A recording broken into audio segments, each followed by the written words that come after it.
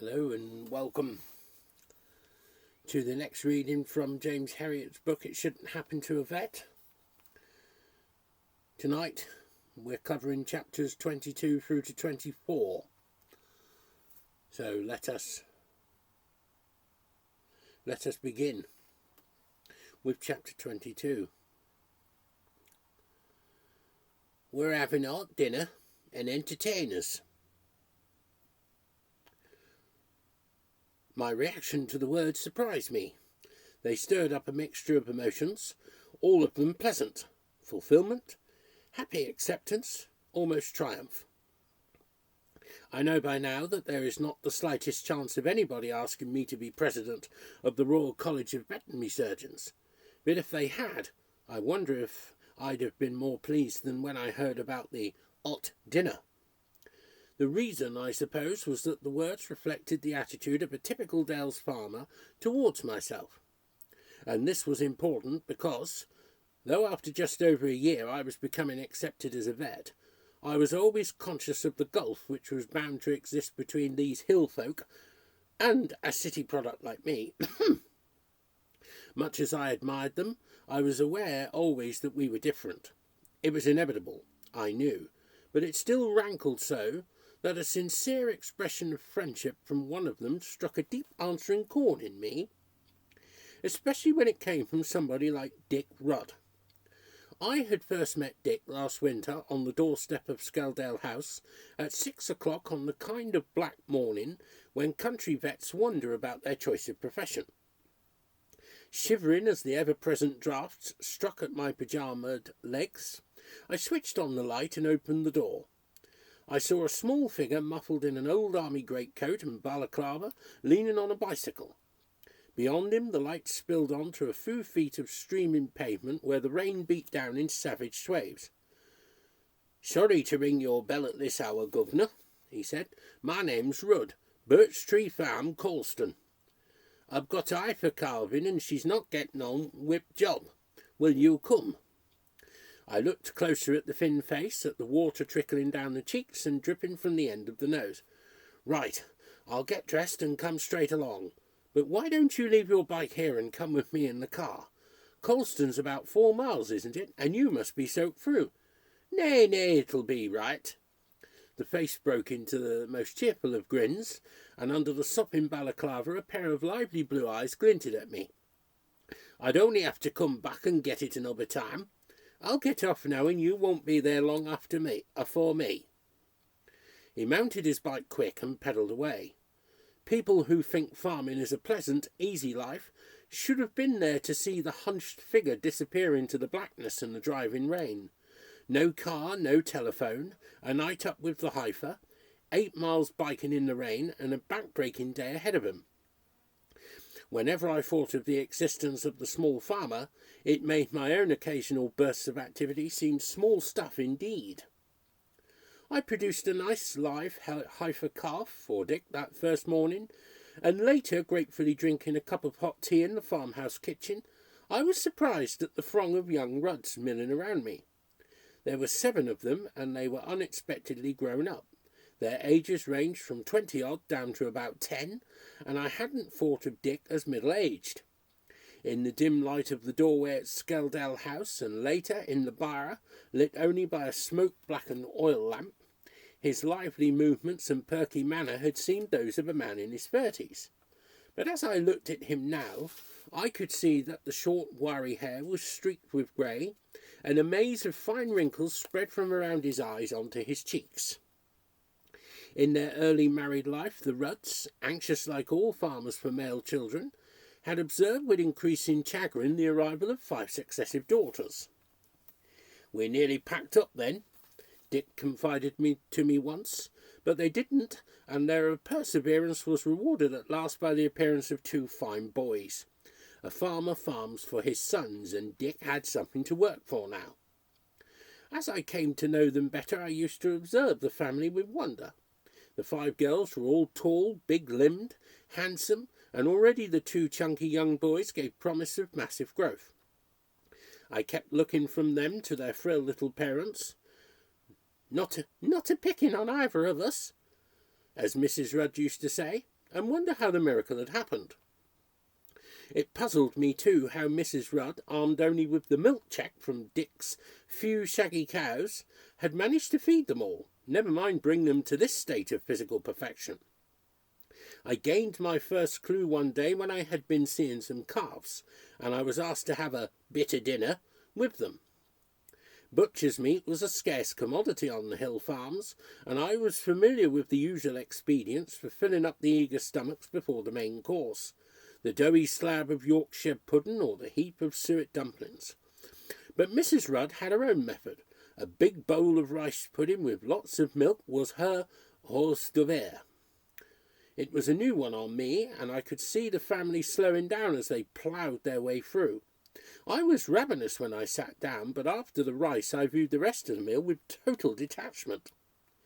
Dick believed in veterinary advice for everything, so I was a frequent visitor at Birch Tree Farm. After every visit there was an unvarying ritual. I was asked into the house for a cup of tea, and the whole family downed tools and sat down to watch me drink it. On weekdays the eldest girl was out at work and the boys were at school, but on Sundays the ceremony reached its full splendour, with myself sipping the tea and all 9 Rudds sitting around in what I can only call an admiring circle.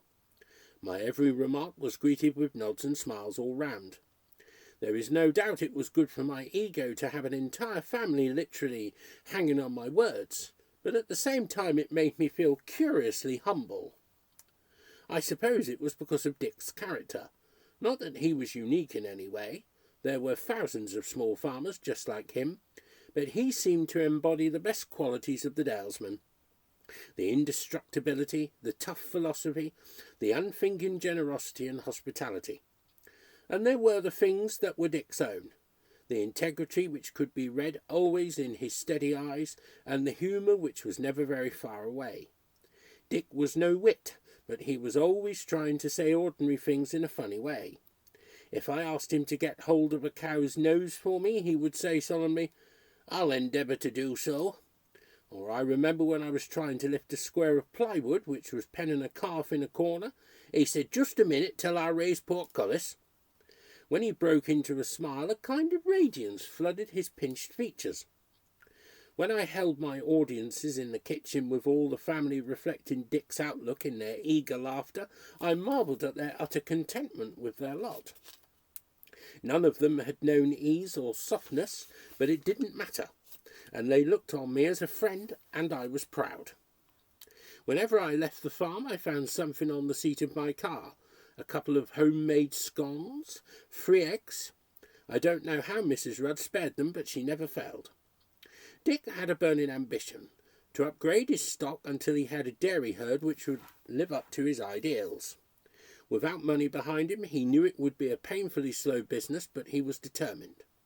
It probably wouldn't be in his own lifetime, but sometime, perhaps when his sons were grown up, people would come and look with admiration at the cows of Birch Tree. I was there to see the very beginning of it.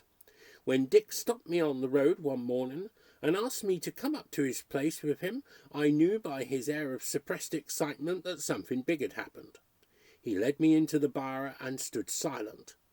He didn't need to say anything because I was staring unbelievably at a bovine aristocrat. Dick's cows had been scratched together over the years, and they were a motley lot. Many of them were old animals discarded by more prosperous farmers because of their pendulous udders or because they were free-titted uns. Others had been reared by Dick from calves and tended to be rough-haired and scruffy. But halfway down the byre, contrasting almost violently with her neighbours, was what seemed to me a perfect dairy shorthorn cow.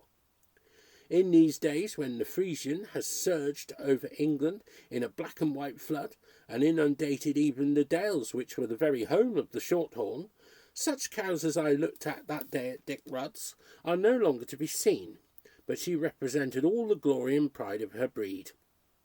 The wide pelvis tapering to fine shoulders and a delicate head, the level udder thrusting back between the hind legs, and the glorious colour dark roan. That was what they used to call a good colour, and whenever I delivered a dark roan calf, the farmer would say, "It's a good coloured un," and it would be more valuable accordingly. The genetists are perfectly right, of course. The dark roan cows gave no more milk than the reds or the whites, but we loved them and they were beautiful. Where did she come from, Dick? I said, still staring. Dick's voice was elaborately casual. Oh, I went over to Weldon's of Cranby and picked her out. Do you like her? She's a picture. A show cow. I've never seen one better. Weldons were the biggest pedigree breeders in the Northern Dales, and I didn't ask whether Dick had cajoled his bank manager or had been saving up for years just for this. Aye, she's a 7-galloner when she gets going, and top butter fat too. Reckon she'll be as good as 2 of my other cows, and a calf out of her'll be worth a bit. He stepped forward and ran his hand along the perfectly level, smoothly fleshed back. She's got a great fancy pedigree name, but Mrs. has called her Strawberry. I knew as I stood there in the primitive cobbled byre, with its wooden partitions and rough stone walls, that I was looking not just at a cow, but at the foundation of the new herd, at Dick Rudd's hopes for the future. It was about a month later that he phoned me. I want you to come and look at Strawberry for me, he said. She's been doing grand, tippling the milk out, but there's summat amiss with her this morning. The cow didn't really look ill, and in fact she was eating when I examined her, but I noticed that she gulped slightly when she swallowed. Her temperature was normal and her lungs clear, but when I stood up by her head I could just hear a faint snorting sound. It's her throat, Dick, I said. It may be just a bit of inflation, but there's a chance that she's starting a little abscess in there.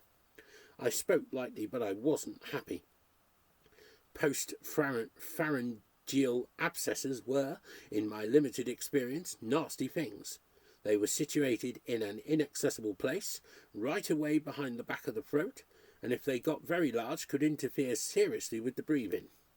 I had been lucky with the few I had seen. They had either been small and regressed, or had ruptured spontaneously. I gave an injection of Prontosil and turned to Dick.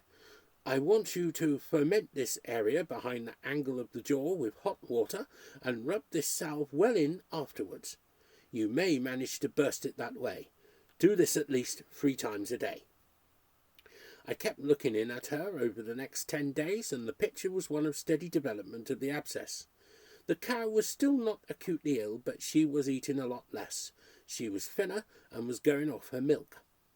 Most of the time I felt rather helpless, as I knew that only the rupture of the abscess would bring relief, and the various injections I was giving her were largely irrelevant.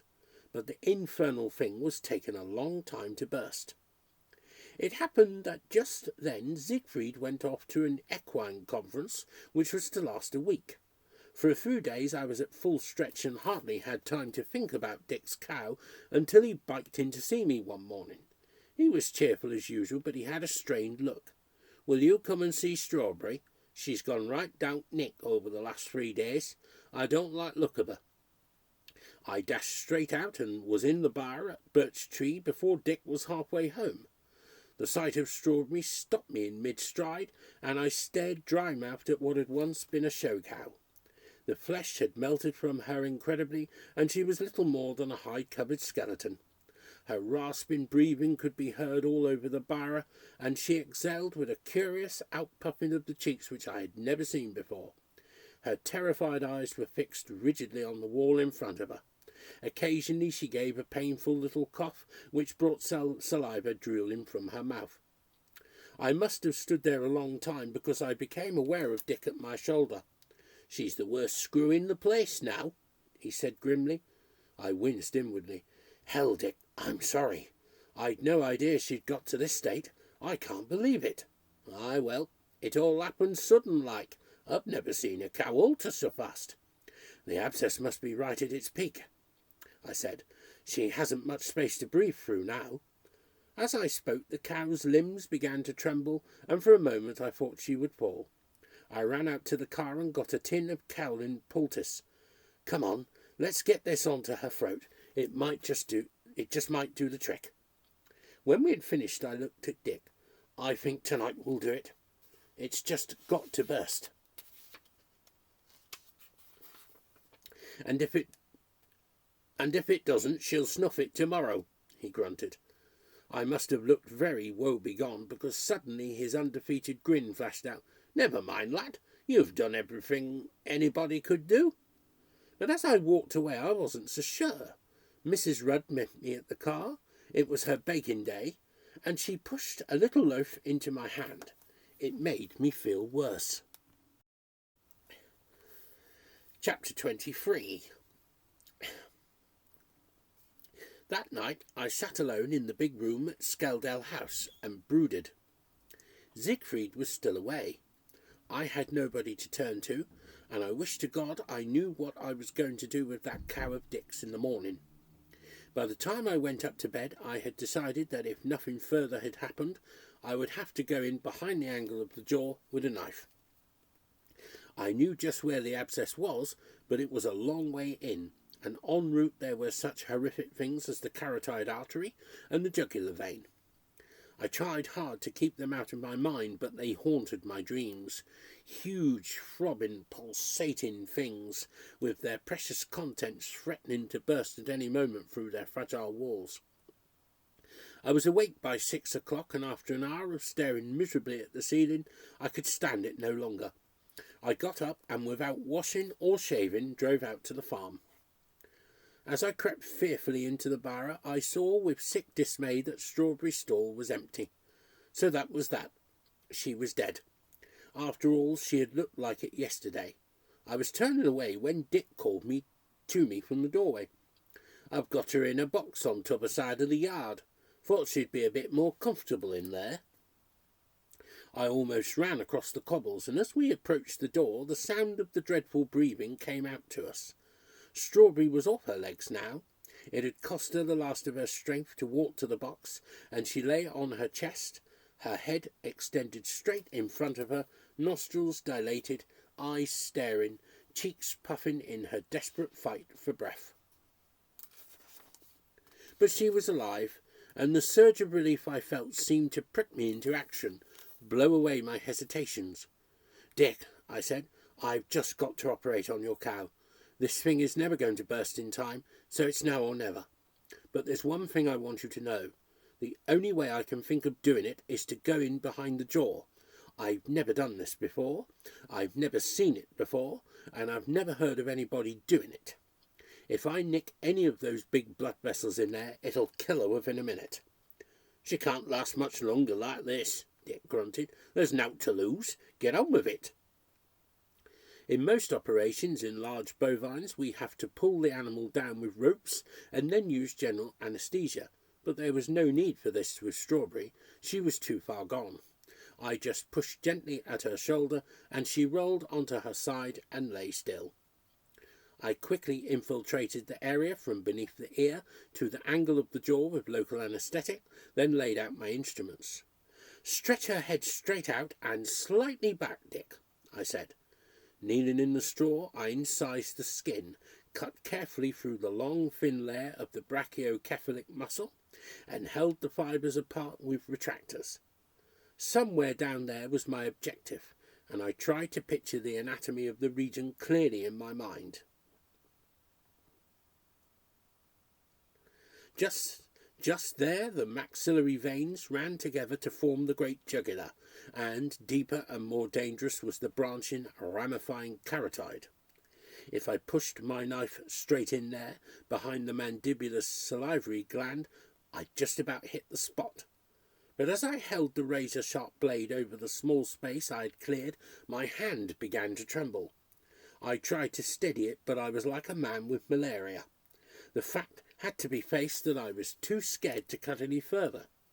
I put the scalpel down, lifted a pair of long artery forceps, and pushed them steadily down through the hole in the muscle.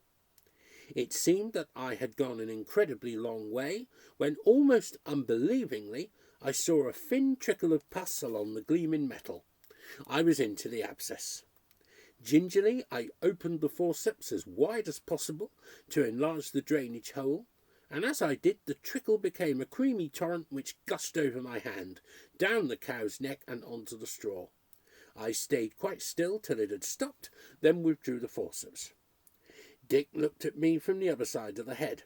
"Now what, boss?" he said softly.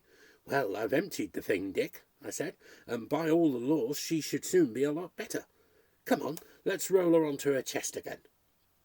When we had got the cow settled comfortably with a bale of straw supporting her shoulder, I looked almost entreatingly at her. Surely she would show some sign of improvement.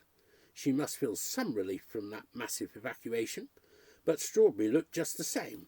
The breathing, if anything, was worse. I dropped the soiled instruments into a bucket of hot water and antiseptic and began to wash them. I know what it is. The walls of the abscess have become indurated, thickened and hardened, you know, because it's been there a long time. We'll have to wait for them to collapse. Next day, as I hurried across the yard, I felt buoyantly confident. Dick was just coming out of the loose box, and I shouted across to him, "Well, how is she this morning?" He hesitated, and my spirits plummeted to zero. I knew what this meant. He was trying to find something good to say. "Well, I reckon she's 'bout same." "But damn it," I shouted, "she should be much better. Let's have a look at her." The cow wasn't just the same, she was worse. And on top of all the other symptoms, she had a horribly sunken eye, the sign usually of approaching death in the bovine. We both stood looking at the grim wreck of the once beautiful cow. Then Dick broke the silence, speaking gently. "Well, what do you think? Is it Mallock for her?" The sound of the knacker's man's name added the final note of despair. And indeed Strawberry looked just like any of the other broken-down animals that man came to collect. I shuffled my feet miserably. "I don't know what to say, Dick. There's nothing more I can do." I took another look at the gasping, staring head, the massive bubbling foam around the lips and nostrils. "You don't want her to suffer any more, and neither do I. But don't get Mallock yet. She's distressed, but not actually in pain, and I want to give her another day. If she's just the same tomorrow, send her in." The very words sounded futile. Every instinct told me the thing was hopeless. I turned to go, bowed down by a sense of failure heavier than I had ever known. As I went out into the yard, Dick called after me, "Don't worry, lad. These things happen. Thank ye for all you've done." The words were like a whip across my back. If he had cursed me thoroughly, I'd have felt a lot better. What had he to thank me for with his cow dying back there, the only good cow he'd ever owned? This disaster would just about floor Dick Rudd, and he was telling me not to worry. When I opened the door, I saw a cabbage on the seat. Mrs. Rudd, too, was still at it. I leaned my elbow on the roof of the car, and the words flowed from me. It was as if the sight of the cabbage had tapped the deep well of my frustration, and I directed a soliloquy at the unheeding vegetable, in which I ranged far over my many inadequacies. I pointed out the injustice of a situation where kindly people like the Rudds, in dire need of skilled veterinary assistance, had called on Mr. Herriot, who had responded by falling flat on his face. I drew attention to the fact that the Rudds, instead of hounding me off the place as I deserved, had thanked me sincerely and started to give me cabbages. I went on for quite a long time, and when I had finally finished I felt a little better, but not much, because as I drove home I could not detect a glimmer of hope. If the walls of that abscess had been going to collapse, they would have done so by now. I should have sent her in. She would be dead in the morning anyway. I was so convinced of this that I didn't hurry to Birch Tree next day. I took it in with the round, and it was almost midday when I drove through the gates. I knew what I would find, the usual grim signs of a vet's failure. The box door open, and the drag marks where Mallock had winched the carcass across the yard onto his lorry. But everything was as usual, and as I walked over to the silent box I steeled myself. The knacker man hadn't arrived yet, but there was nothing surer than that. My patient was lying dead in there. She couldn't possibly have hung on till now. My fingers fumbled at the catch as though something in me didn't want to look inside, but with a final wrench I threw the door open. Strawberry was standing there, eating hay from the rack, and not just eating it, but jerking it through the bars, almost playfully as cows do when they are really enjoying their food. It looked as though she couldn't get it down fast enough, pulling down great fragrant tufts and dragging them into her mouth with her rasp-like tongue.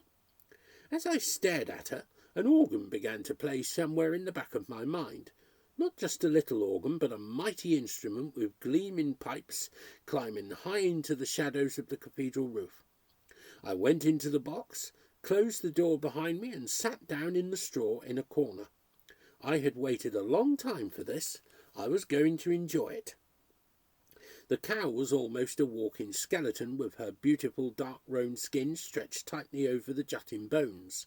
The once proud udder was a shriveled purse, dangling uselessly above her hocks.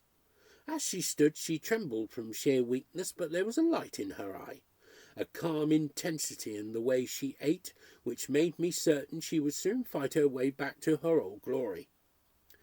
There were just the two of us in the box, and occasionally Strawberry would turn her head towards me and regard me steadily, her jaws moving rhythmically. It seemed like a friendly look to me. In fact, I wouldn't have been surprised if she had winked at me. I don't know just how long I sat in there, but I savoured every minute. It took some time for it to sink in that what I was watching was really happening. The swallowing was effortless. There was no salivation, no noise from her breathing. When I finally went out and closed the door behind me, the cathedral organ was really blasting with all stops out, the exultant peals echoing back from the vaulted roof. The cow made an amazing recovery. I saw her 3 weeks later, and her bones were magically clothed with flesh, her skin shone, and most important, the magnificent udder bulged turgid beneath her, a neat little teat proudly erect at each corner. I was pretty pleased with myself, but of course a cold assessment of the case would show only one thing, that I had done hardly anything right from start to finish. At the very beginning I should have been down that cow's throat with a knife, but at that time I just didn't know how. In later years I have opened many a score of these abscesses by going in through a mouth gag with a scalpel tied to my fingers. It was a fairly heroic undertaking, as the cow, or bullock, didn't enjoy it, and was inclined to throw itself down with me inside it almost to the shoulder. It was simply asking for a broken arm. When I talk about this to the present-day young vets, they are inclined to look at me blankly, because most of these abscesses undoubtedly had a tuberculous origin, and since attestation they are rarely seen. But I can imagine it might bring a worried smile to the faces of my contemporaries as their memories are stirred. The post-pharyngeal operation had the attraction that recovery was spectacular and rapid, and I have had my own share of these little triumphs, but none of them gave me as much satisfaction as the one I did the wrong way. It was a few weeks after the strawberry episode, and I was back in my old position in the Rudds' kitchen with the family around me. This time I was in no position to drop my usual pearls of wisdom, because I was trying to cope with a piece of Mrs. Rudd's apple tart. Mrs. Rudd, I knew, could make delicious apple tarts, but this was a special kind she produced for allowance time, for taking out to Dick and the family when they were working in the fields.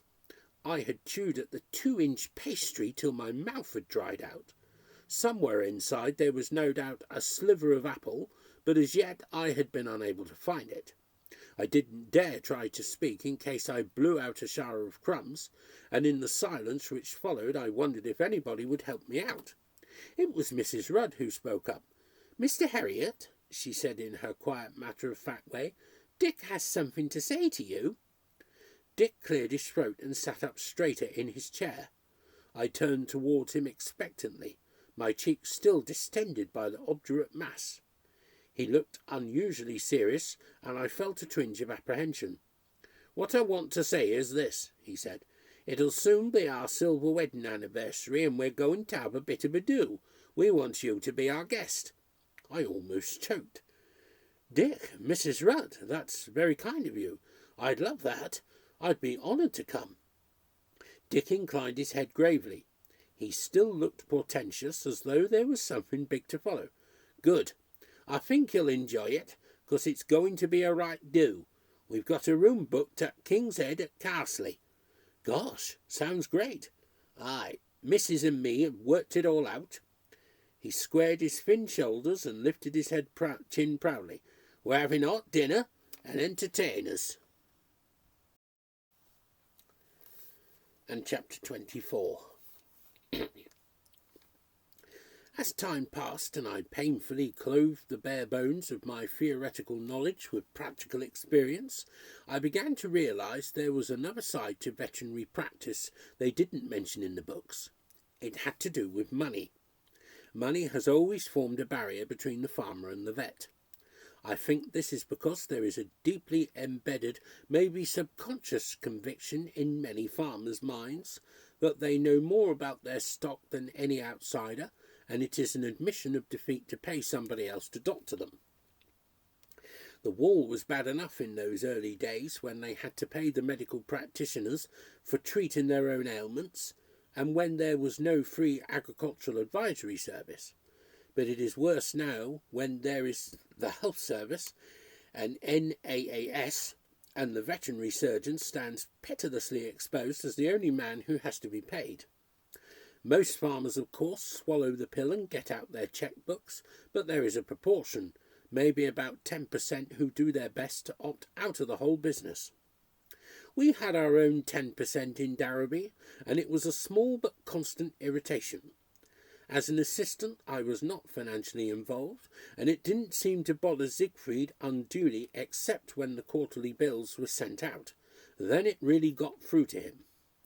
Miss Harbottle used to type out the accounts and present them to him in a neat pile, and that was when it started. He would go through them one by one, and it was a harrowing experience to watch his blood pressure gradually rising.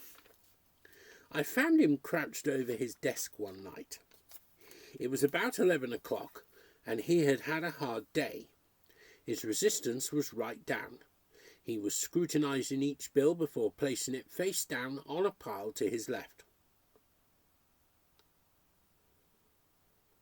On his right there was a smaller pile, and whenever he placed one there, it was to the accompaniment of a peevish muttering or occasionally a violent outburst. "Would you believe it? Would you believe it?" he grunted as I came in. "Henry Bransom, more than 2 years since we saw a penny of his money, yet he lives like a sultan. Never misses a market for miles around, gets as tight as an owl several nights a week, and I saw him putting £10 on a horse at the races last month." He banged the piece of paper down and went on with his job, breathing deeply. Then he froze over another account. "And look at this one, old Summers of Low Ness. I bet he's got thousands of pounds hidden under his bed, but by God he won't part with any of it to me." He was silent for a few moments as he transferred several sheets to the main pile. Then he swung round on me with a loud cry, waving a paper in my face. "Oh, no. Oh, Christ, James, this is too much. Bert Mason here owes me 27 and sixpence. I must have spent more than that sending him bills year in, year out. And do you know, I saw him driving past the surgery yesterday in a brand new car, the bloody scoundrel." He hurled the bill down and started his scrutiny again. I noticed he was using only one hand while the other churned among his hair. I hoped fervently that he might hit upon a seam of good payers, because I didn't think his nervous system could take much more. And it seemed that my hopes were answered, because several minutes went by with only the quiet lifting and laying of the paper sheets. Then Siegfried stiffened in his chair and sat quite motionless as he stared down at his desk. He lifted an account and held it for several seconds at eye level. I steeled myself. This must be a beauty. But to my surprise Siegfried began to giggle softly. Then he threw back his head and gave a great bellow of laughter. He laughed until he seemed to have no strength to laugh any more. Then he turned to me. "It's the Major, James," he said weakly. The dear old gallant Major. You know, you can't help admiring the man. He owed my predecessor a fair bit when I bought the practice, and he still owes it. And I've never had a sow for all the work I've done for him. The thing is, he's the same with everybody, and yet he gets away with it. He's a genuine artist. These other fellows are just fumbling amateurs by comparison." He got up, reached up into the glass-fronted cupboard above the mantelpiece and pulled out the whisky bottle and 2 glasses. He carelessly tipped a prodigal measure into each glass and handed one to me. Then he sank back into his chair, still grinning. The Major had magically restored his good humour. Sipping my drink, I reflected that there was no doubt Major Bullivant's character had a rich, compelling quality. He presented an elegant patrician front to the world, beautiful Shakespearean actor voice, impeccable manners, and an abundance of sheer presence. Whenever he unbent sufficiently to throw me a friendly word, I felt honoured even though I knew I was doing his work for nothing. He had a small, cosy farm, a tweed-clad wife, and several daughters who had ponies and were active helpers for the local hunt. Everything in his entire menage was right and fitting, but he never paid anybody. He had been in the district about 3 years, and on his arrival the local tradesmen, dazzled by his facade, had fallen over each other to win his custom. After all, he appeared to be just their type, because they preferred inherited wealth in Darrowby. In contrast to what I had always found in Scotland, the self-made man was regarded with deep suspicion, and there was nothing so damning among the townfolk as the darkly muttered comment, "He had nowt when he first came here." Of course, when the scales had fallen from their eyes, they fought back, but ineffectually.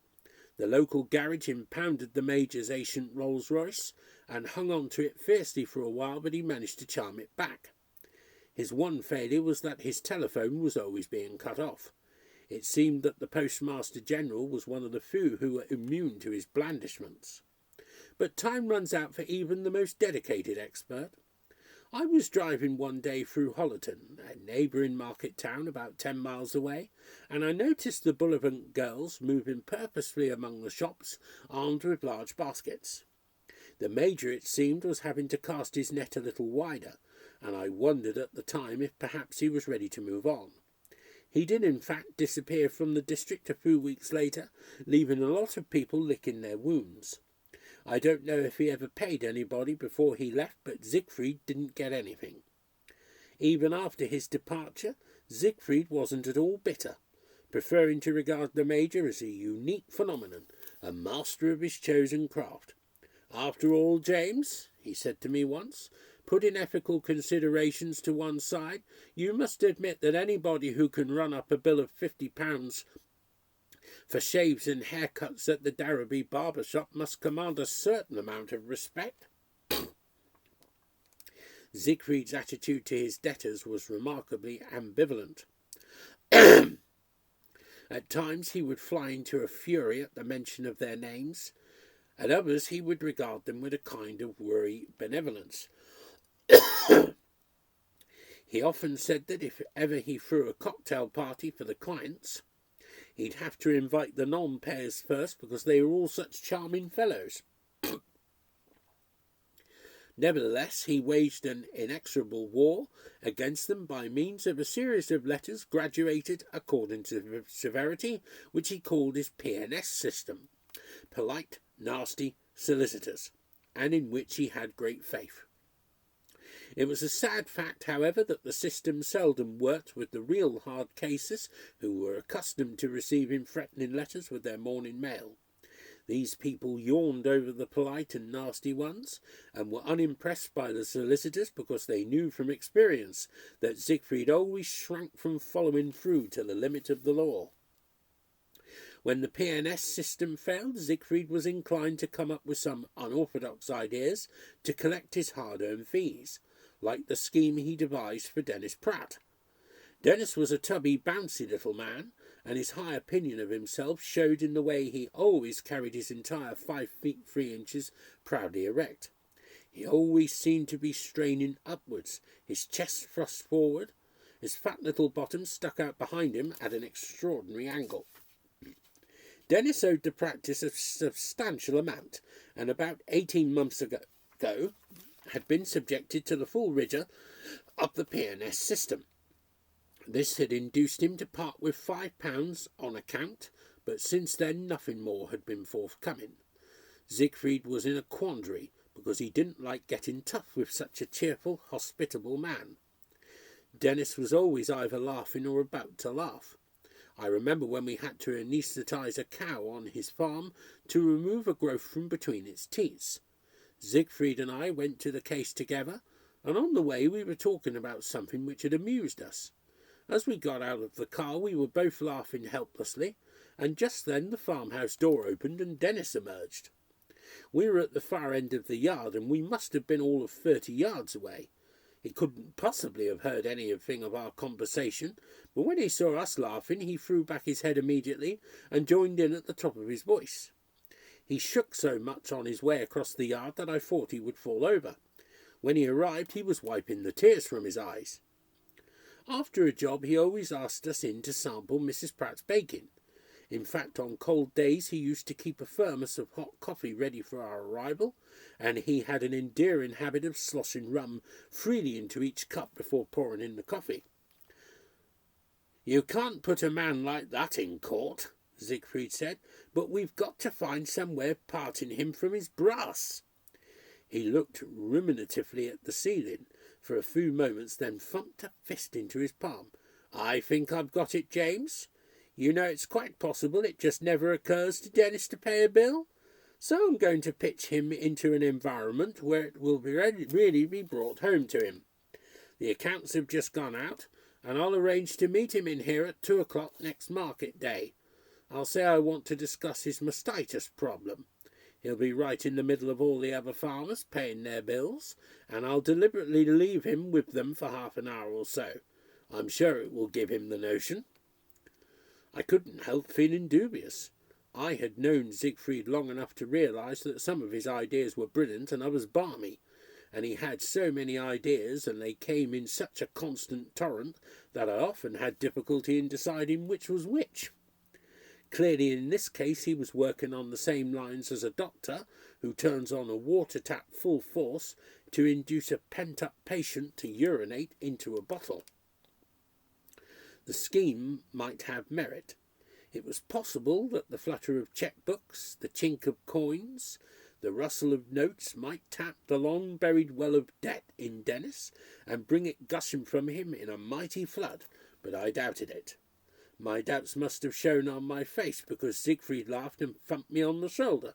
"Don't look so worried. We can only try, and it'll work. Just you wait." After lunch on market day I was looking out of the window when I saw Dennis heading our way. The street was busy with the market bustle, but he was easy to pick out. Chin in air, beaming around him happily, every springing step taking him high on tiptoe. He was a distinctive figure. I let him in at the front door, and he strutted past me along the passage, the back of his natty sports jacket lying in a neat fold over his protruding buttocks. Siegfried seated him strategically by Miss Harbottle's elbow, giving him an unimpeded view of the desk. Then he excused himself, saying he had a dog to attend to in the operating room. I stayed behind to answer the client's queries and to watch developments. I hadn't long to wait. The farmers began to come in, a steady stream of them clutching their cheque-books. Some of them stood patiently by the desk, others sat in the chairs along the walls waiting their turn. It was a typical bill-paying day with the usual quota of moans. The most common expression was that Mr. Farnham had been heavy with pen, and many of them wanted a bit knocking off. Miss Harbottle used her discretion in these matters, and if the animal had died or the bill did seem unduly large, she would make some reduction. There was one man who didn't get away with it. He had truculently demanded a bitter look on an account, and Miss Harbottle fixed him with a cold eye. "Mr. Brewis," she said, "this account has been owing for over a year. You should really be paying us interest. I can only allow discount when a bill is paid promptly. It's too bad of you to let it run on for this length of time." Dennis, sitting bolt upright, his hands resting on his knees, obviously agreed with every word.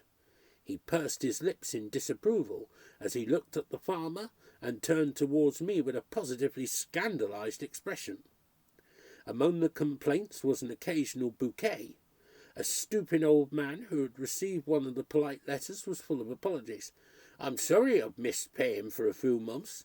The vets allus come out straight away when I send for them, so I reckon it's not fair for me to keep them waiting for their money."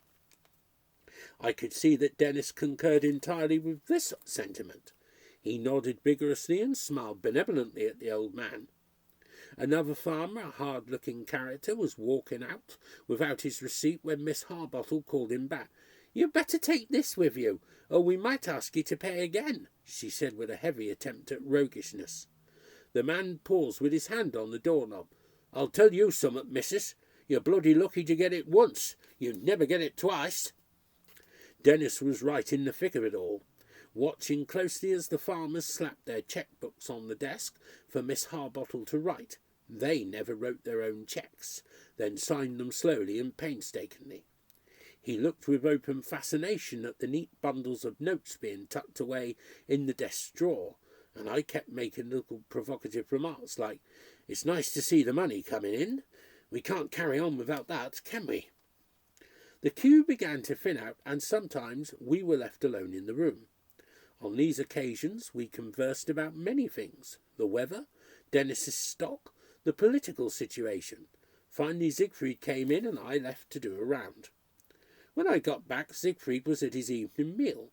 I was eager to hear how his scheme had worked out, but he was strangely reticent.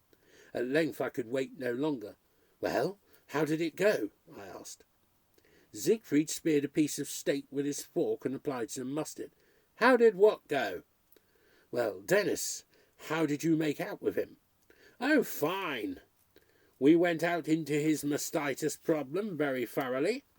I'm going out there on Tuesday morning to infuse every infected quarter in the herd with acroflavine solution. It's a new treatment. They say it's very good. But you know what I mean. Did he show any sign of paying his bill?" Siegfried chewed impassively for a few moments and swallowed. "No, never a sign." He put down his knife and fork, and a haggard look spread over his face. "It didn't work, did it?" "Oh, well, never mind. As you said, we could only try." I hesitated. "There's something else, Siegfried. I'm afraid you're going to be annoyed with me. I know you've told me never to dish out stuff to people who don't pay, but he talked me into letting him have a couple of bottles of fever drink. I don't know what came over me." "He did he?" Siegfried stared into space for a second, then gave a wintry smile. "Well, you can forget about that. He got 6 tins of stomach powder out of me."